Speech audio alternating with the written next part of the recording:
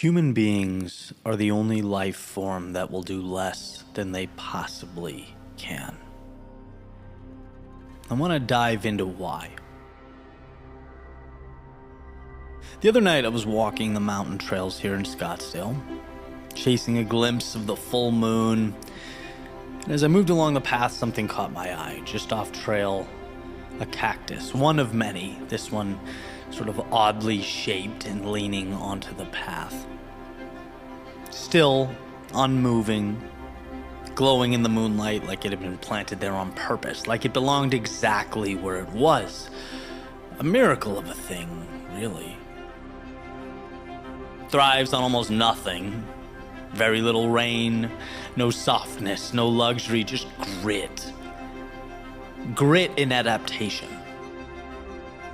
And I actually stood there a little longer than I expected to because something about it felt familiar, something resonated. Reasons I didn't really understand in the moment, it pulled me backwards, all the way to Florida. That feeling, hey, I traded palm trees for cacti. My mind went to the palm tree bending in the hurricane winds. Surviving not by toughness, but by surrender. Totally different world over there. Palm trees know when to yield. They learn the rhythm of the storm. They bend so far it looks like breaking, but somehow it never does. Two completely different environments. Two completely different survival strategies. Both beautiful. Both necessary. And somewhere between that cactus and those palm trees, I realized humans are the only creatures on Earth that can adapt to environments that slowly destroy them and call it normal. A cactus in a swamp would rot. A palm tree left alone in the desert without irrigation would dehydrate and starve. No, they couldn't debate it or rationalize it. They wouldn't try and tough it out. But I think their biological components would figure out pretty quickly this is not where I'm meant to grow. But people, we stay. We adapt until we forget we're adapting. And the irony is, we are the only ones who can stand up, pack our things, and walk away. Still, we don't. We bend for approval. We dry out in love that never waters us. We sit in jobs that hollow us out slowly, quietly, 1 year at a time. We fold ourselves smaller to fit inside rooms we've already spiritually outgrown. We survive in places our souls were never meant to live. And then we call it strength. Because we've gotten so good at enduring what we were never meant to accept. But I don't think strength is just endurance. Strength isn't just surviving. Strength isn't white-knuckling your way through a life that feels wrong in your body. Strength is choosing the right environment. Strength is knowing when your soul is in drought. Strength is realizing you've been bending so long you don't remember what standing tall feels like.